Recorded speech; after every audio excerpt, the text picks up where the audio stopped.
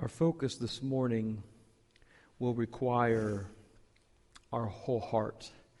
And so the reason why I begin the message this way is so that we don't casually and nonchalantly just waltz in here as if it's just a normal, typical Sunday, going to do this, this, and this. But today, we're gonna flow through a teaching that Jesus gives us on worship. And what was interesting to me all week long is where he led us, where we're going to go to today, is not where I would have gone for my first initial go at a message on worship. In fact, this is such a peculiar moment, and it hits on so many different levels that it really peels back some layers on the significance and the meaning and the massive scale of worship.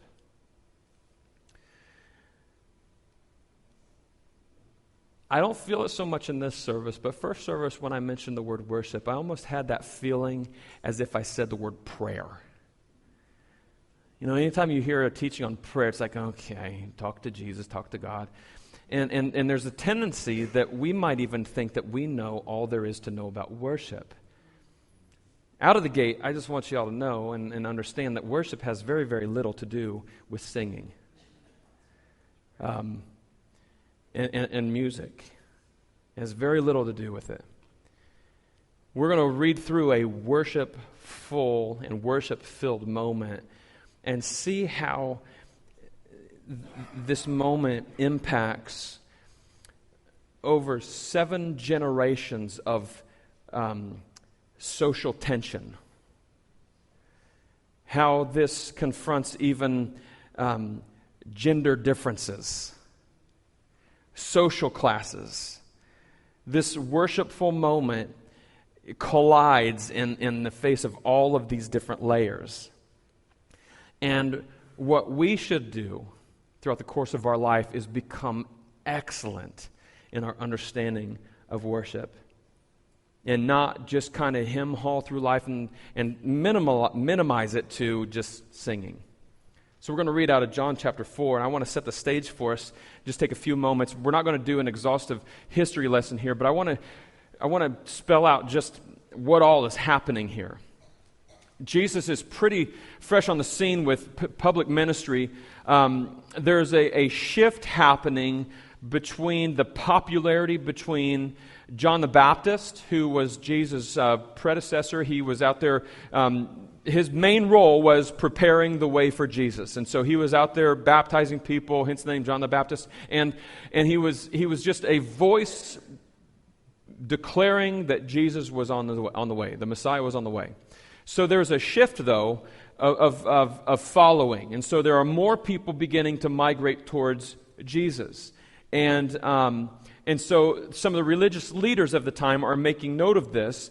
And even at the early stages of Jesus' ministry, he felt the pressure and felt the distaste and the dislike of the religious leaders. And so he left the place that he was at to go through another place. And that particular place is the where the Samaritans lived. Now, that may be like this passing, insignificant piece of information, but I want to let you know how crazy this moment is. Jews would avoid this entire region at all costs. They would actually travel around where the Samaritans lived. They would inconvenience themselves because their distaste for the Samaritans was so compelling that they're like, you know what, it's worth going these extra 20, 30 miles. That's how much I don't like you. I mean, can you fathom somebody treating you that way? Where at the facing of one another, it's like, nah, I'd rather not. I mean, I haven't really encountered that just yet in my life, but that's what was going on. And this isn't just like for a few years. This has been going on more than 700 years, y'all. Let me just throw out something that maybe this will associate with. Anybody familiar with Hatfield McCoy? If you don't know that, just research it. It's basically this dysfunctional family in Virginia, West Virginia, and we don't even know how the family fight started. I think it might have been over a pig. And there was fighting for generations. And this happened like over 100 years ago. And just within the last 10 to 15 years, there was a signed contract by both families that they will stop fighting each other. That's how long and drawn out this is. So, the tension between the Jews and the Samaritans is like the Hatfield and McCoys on steroids. We're talking over 700 years of this intense dislike for one another. And Jesus goes there. He goes where the cultural tension is. He goes where the social tension is. I love that we serve a God that is not afraid to go where the tension is. It shouldn't require us a lot of research in our current world to see where tension is. Sadly, I feel like the church hides within its walls rather than going to the places of tension. And I'll be the first to admit, I don't even know what to do once I get there, or if I find myself there. I just think it's important that we go. Jesus goes there, and he rests. This is where we pick up in John chapter 4. This is going to be really, really good today on the conversation of worship. When Jesus knew that the Pharisees, that's the religious leaders and the teachers, when he knew that they heard he was making and baptizing more disciples than John, he left Judea and went again to Galilee. He had to travel through Samaria. So he came to a town of Samaria called Sychar, near the property that Jacob had given his son Joseph.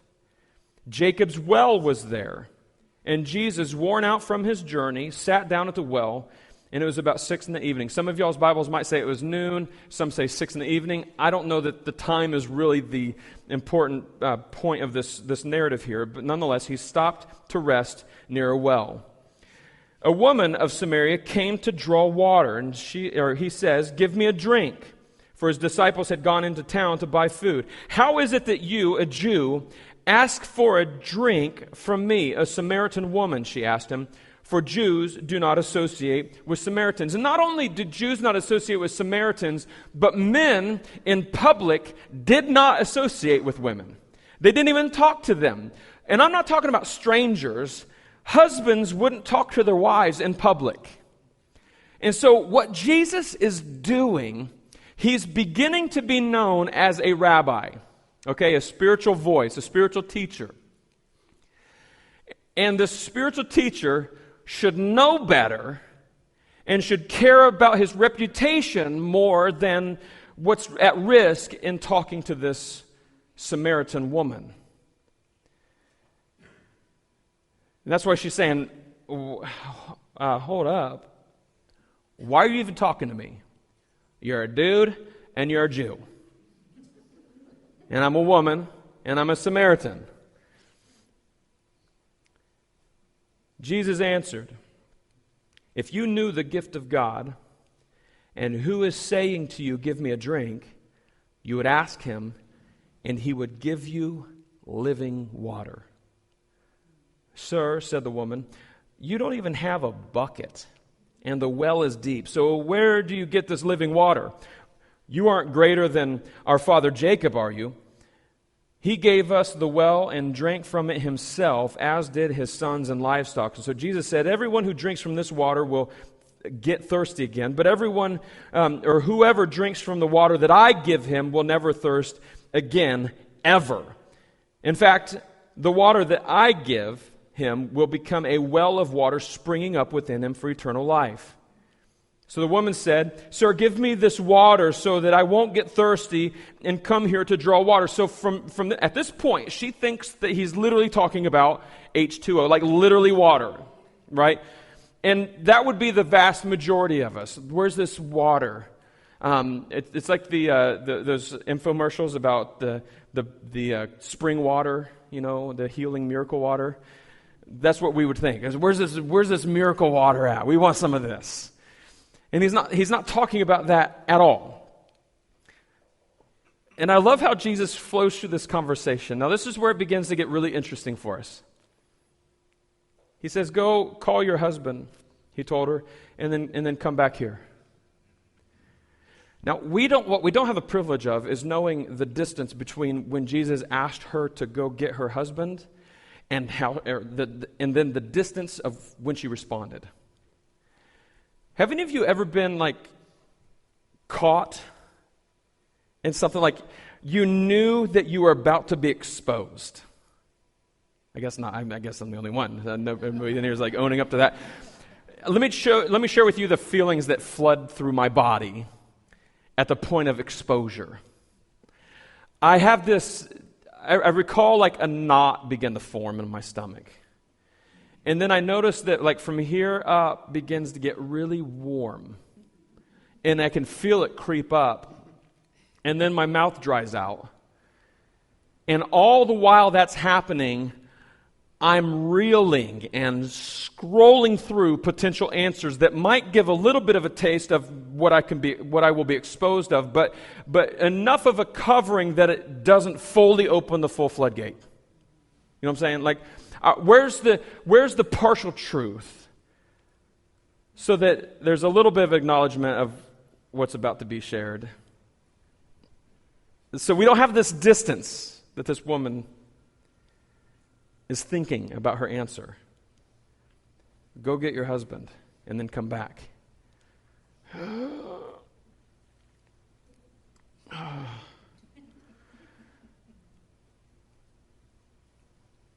I don't have a husband.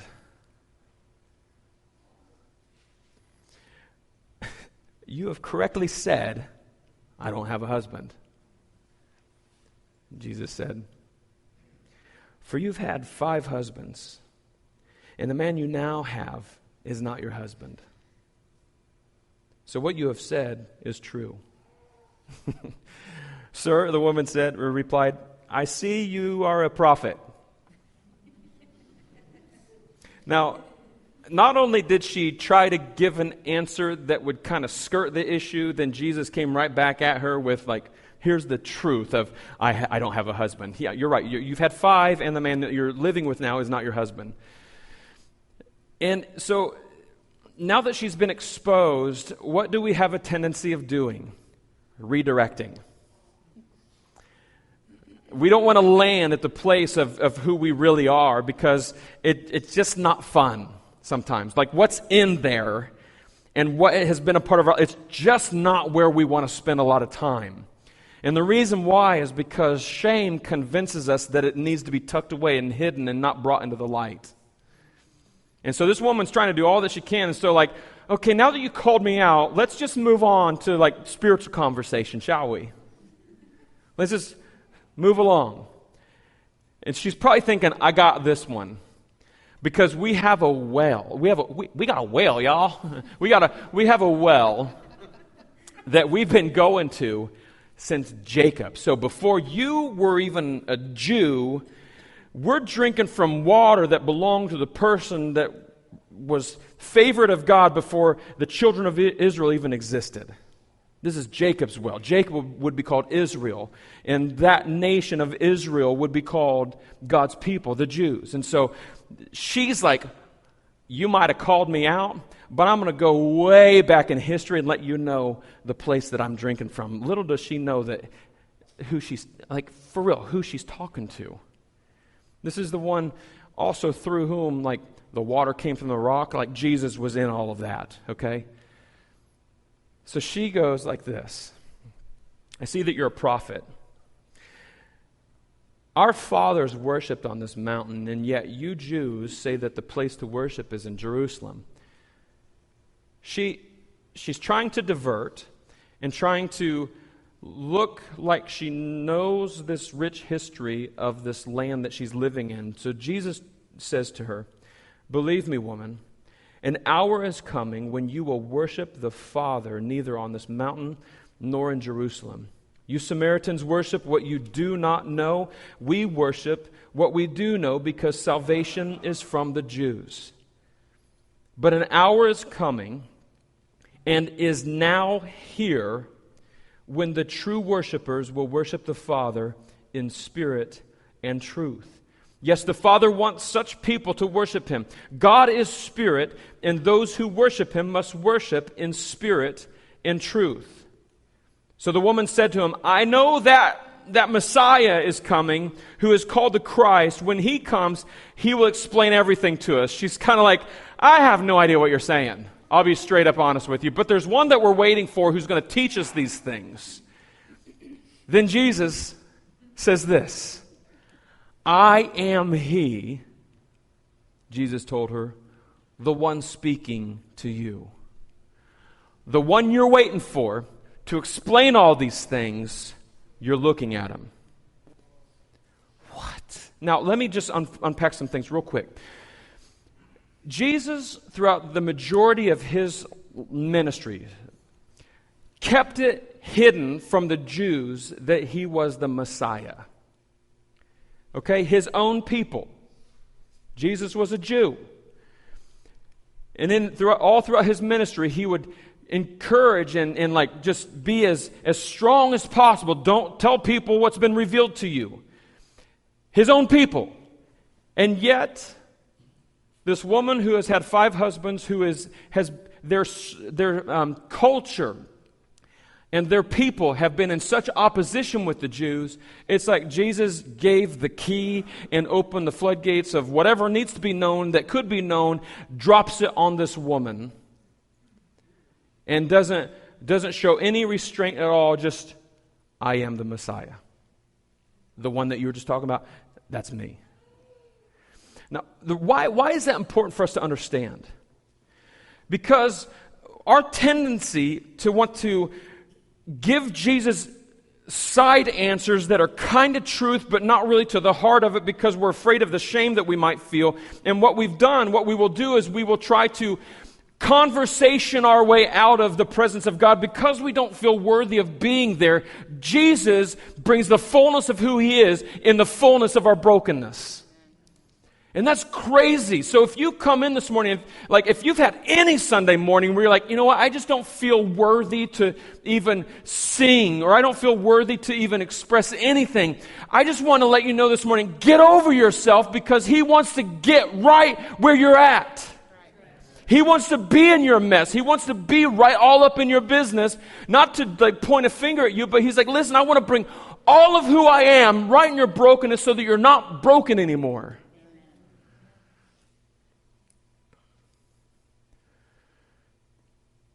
And He gives us the most profound teaching on worship with a woman who's been married 5 times and is not married to the one that she's living with right now.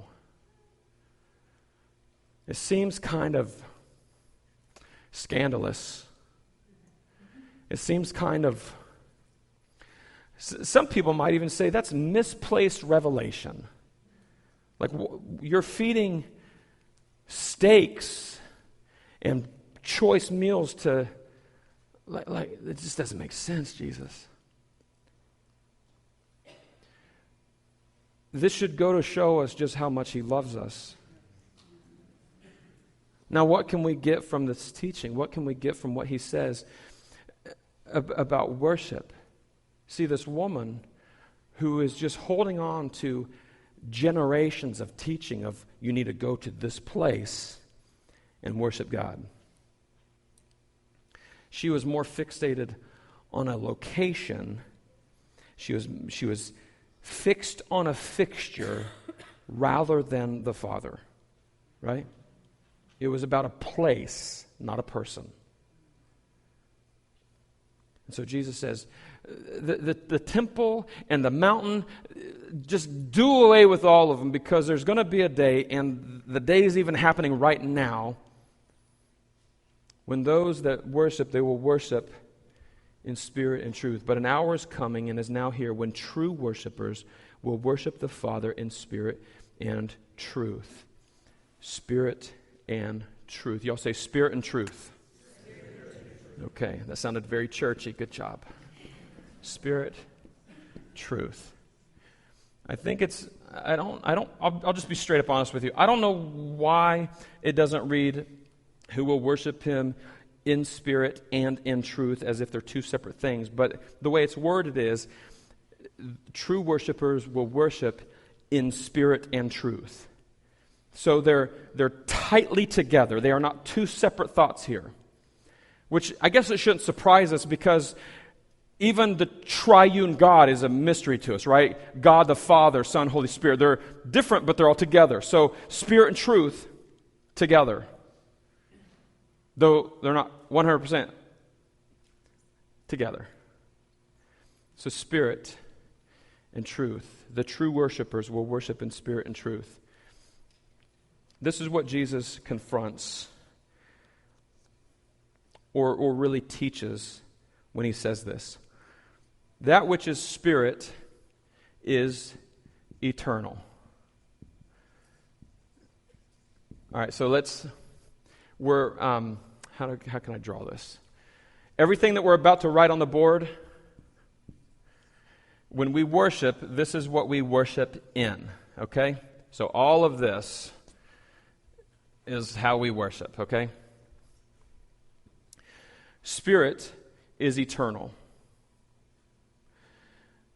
When we worship, it's not about a place or a fixture, or whether you like the chairs or the ambiance in a room. When we worship, it is to the best of our ability, coming to this place where we can tear the fabric of what is material and peek our head into what is eternal, and just look here for a while. And it's a mystery because we're not there, but to the best of our ability, what we should do when we worship is to pull the fabric of the physical to look into what is eternal. And the reason why that's so important is because the things that we make out to be a massive deal here and now, in the scope of eternity, are not massive. You're not convinced of that. I can tell by that. That's right. I guess. You don't know how much debt I'm carrying.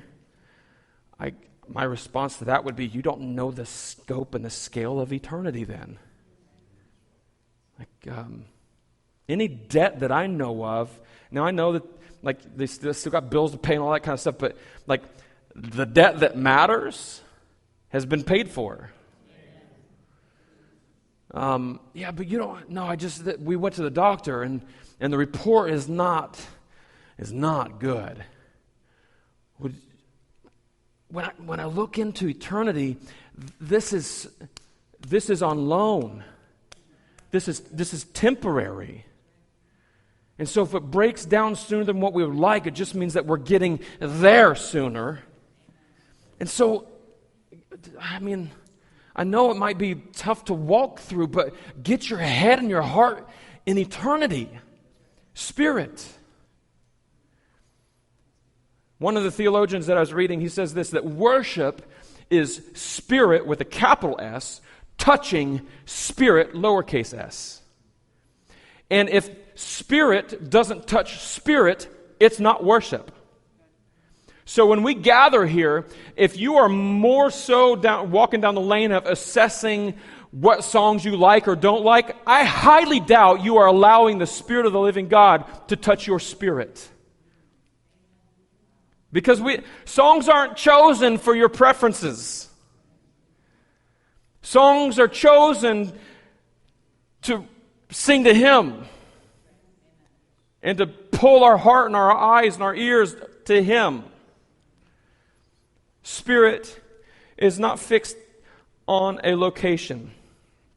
This will be really practical, but I just want to show you this just in case it's not registering just yet. Spirit is not physical, it's spiritual. So there's no walls, there's no confinement to true worship. So watch this. Spirit of the living God, fall fresh on me. Okay, all right, here you go.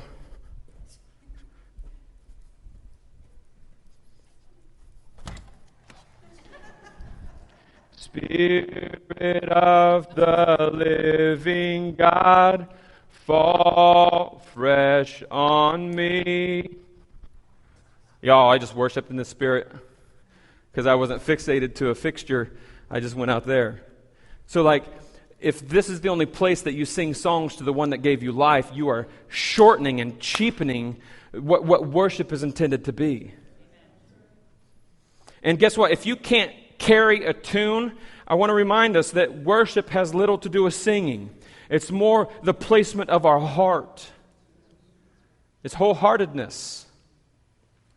Did the same thing in the first service. Here's what the imagery is of worship. This is all throughout Scripture. This is what they would have thought at the word worship. In the same way that a dog will run up to its owner and lick its hands until the owner takes his hand away, we are the dog in this picture of worship. At the feet and the hands of the one that gave us life, licking his hand. Now, I'll be honest with you. When I shared that with the first service, I felt people take offense to that. I felt it in the room. And so I spoke to it. Because some in the room were like, I would never reduce myself to that.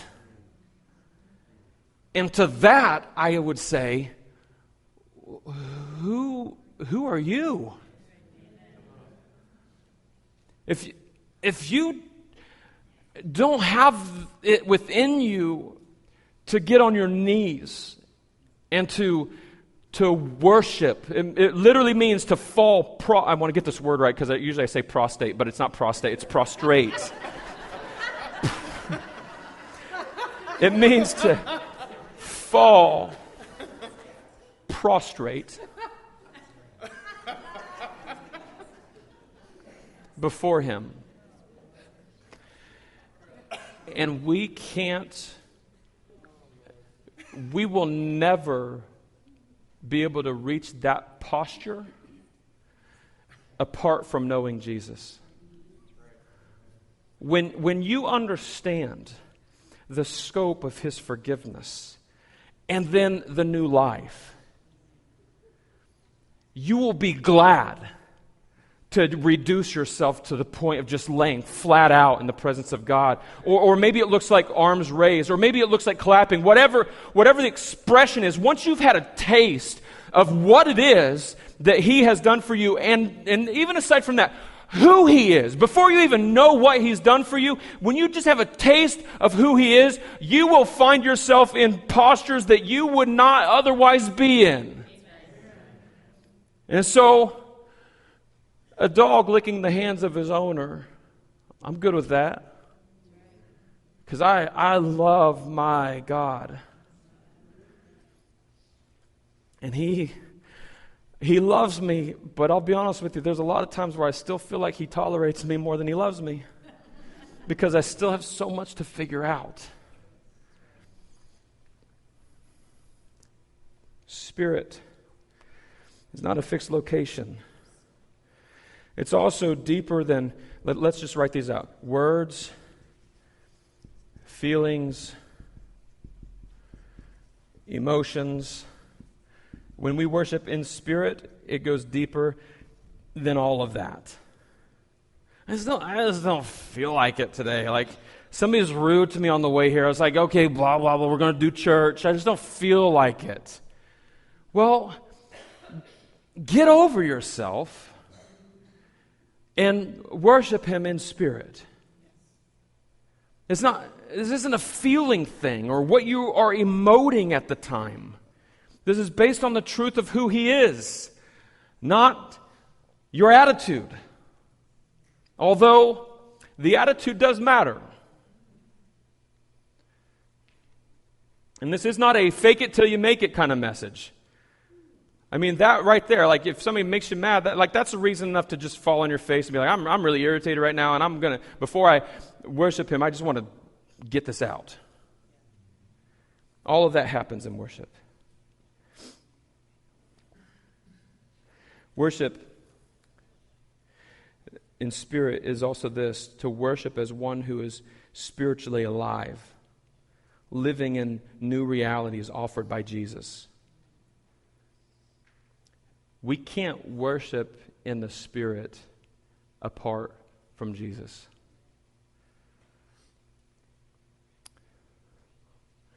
We also, one of the theologians said this, that behind the earthly things are the heavenly things. And so when we worship in the Spirit, that is our effort to peer into the eternal things, the heavenly things. Now, truth is two-sided. Truth is to worship in spirit and truth is worshiping in a full understanding of who we are. That's what truth means. So it's not, I'm going to butcher this, hypocritical. That's supposed to spell hypocritical. Like you have a clear picture of who you are. The reason why that's significant is because every moment that we are in the presence of God, there should be this spinning wheel that perpetually understands our brokenness and understands His wholeness. And when our brokenness merges with His wholeness, we are made whole. That's worshiping in spirit and truth. So it's truth on our side, our deficit, our deficiency, our brokenness, our fracturedness. But then also that truth of how we are made whole in Him. And so the only way that we're made whole is by the one who is whole. I know I'm repeating myself, but we can't just land on the one side. I know a lot of people that would rather stay there in their posture of worship, just stay in their brokenness. And He didn't come so that we would remain fractured. If He came to reveal Himself, He is not the scar keeper and the scab peeler, but He is the one who makes us whole. And so when we worship in spirit and truth, we come, remember, we're coming in spirit and truth. So when we worship Him, we are in all of this. And the overflow or aftermath of worshiping in spirit and truth is change. Listen to this quote. If worship does not change you, it's not worship. Let's bring that into the scope of a worship service, shall we? How many worship services have we all been a part of, and yet we have a laundry list of areas of our life that have not changed? What does that mean? Yeah, it means that we're all works in progress, but if you, I've said this so many times from different angles and different topics, but listen, if you started this relationship with Jesus when you were like 8, 9, 10, maybe even 18 years old, but you don't know anything more about Him now than what you did then, worship isn't changing you. You are not being changed by the presence of the living God. And that's not on Him. It's because worship has been reduced to a location and a place and something that you do where you just do it in the church service. But there's no heart change. And again, can I just bring us back to where this conversation is being had? Jesus is having this conversation with a woman that's been married 5 times and is currently living with somebody that's not her husband. Speaking to her the message of what true worship is. Why would He do it with this woman? Why would He give this message to this woman? Because who knows how many generations have gone by for the Samaritans where their sights were set on a location rather than the one who made that location even exist. And obviously, the impact of a place did nothing to her heart. How can you say that? Because she's been married 5 times. Now, we don't have the full picture of what all went on. Maybe she was just bad luck, 5 for 5. You know what? Just to play it safe, I won't marry this last time. I'll just live with the guy. But clearly she's searching for something that she hadn't found yet. And do you want to know what the aftermath of this is? I'm going to paraphrase all this because I want to try to bring us into something better than I did the first service. Right then, when Jesus says, I am he who you are talking to, the Messiah, I am the Messiah, just then the disciples showed up. And it says this, none of them wanted to ask, why are you talking to this woman? It's recorded that they were thinking it, but they were so, have you ever been so appalled at something where you knew it just didn't feel right, but you didn't want to say anything because you felt it might be inappropriate? Maybe none of us have been there, but the disciples come back and they're like, oh. Bro, we've only been following him for 6 months, and this looks really, really bad. What's up, Jesus? How's it going? What are you doing? Don't you even care about your ministry? That's really what they're thinking. Don't you care about your reputation?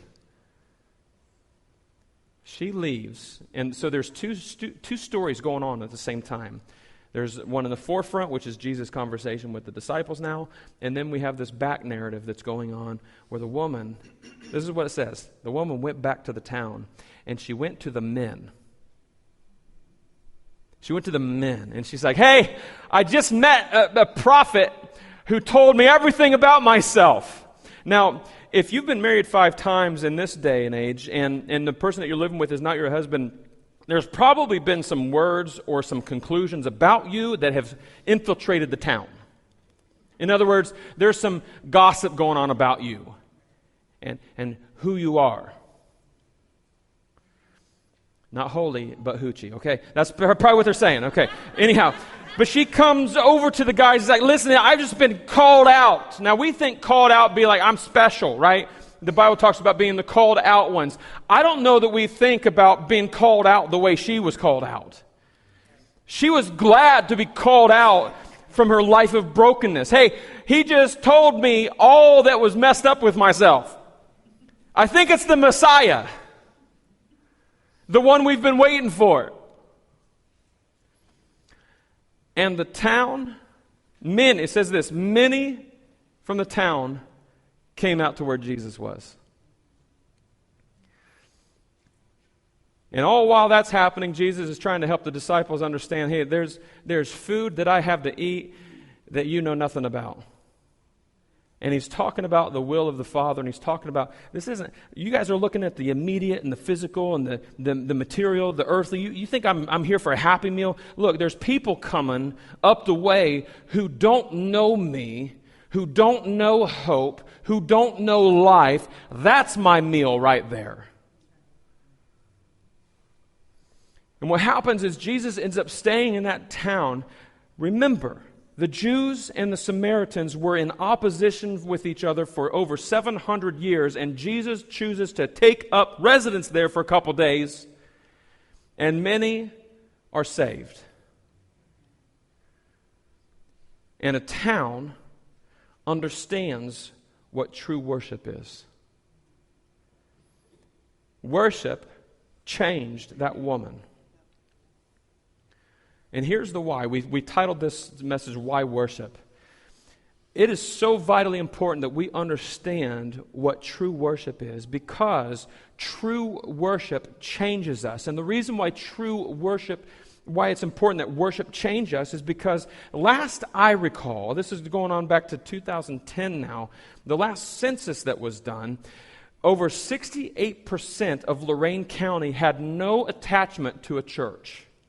That's conservative. I would say, based upon my living in this area, that it's probably higher than that, of those who have no touch point with Jesus. Y'all, when we gather here at GrowPoint, it is not for your feel-goods. We are not coming here. The staff, we don't work tirelessly to put a pillow under your faith. But we want to come into this really we want to come to these places of worship that are spirit and truth and be transformed by the presence of the living God, so that when we go out there and just shop for groceries, when we go out there and just be with our friends or meet somebody, learn a new name, that they see what Jesus talks about, rivers of living water welling up out of you. In other words, life. GrowPoint is not a body of believers that's going to be known as just walking corpse. Yeah, they're wearing the t-shirt, but there's not a lot going on. God forbid if that's ever said. I don't want us to be known as like the beige church, even though our sanctuary is beige. I want us to be known as a church, a body of believers that has life welling up in them. Hey, I know that they know how to worship because they keep changing more into the image of Christ. They go to the places of tension gladly. That makes no sense. And they express love there, not judgment. Truth, but not shame.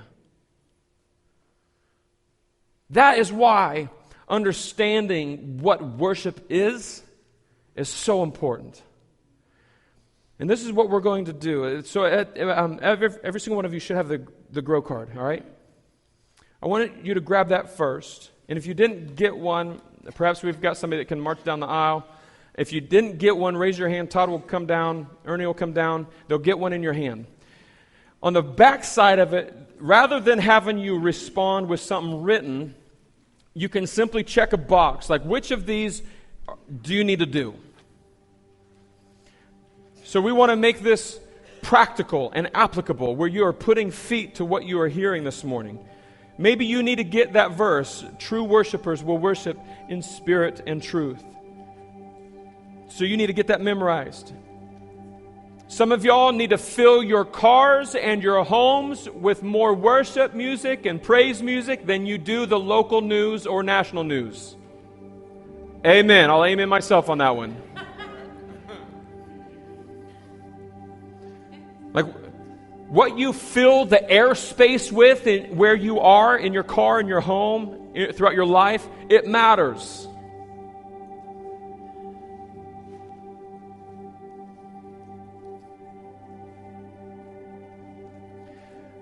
But I encourage you, look at those options. If you don't see one that suits your fancy, but you know that there's something that you need to do, write it down. Write it down. I will do this. I will focus on this next week. Take a minute and respond.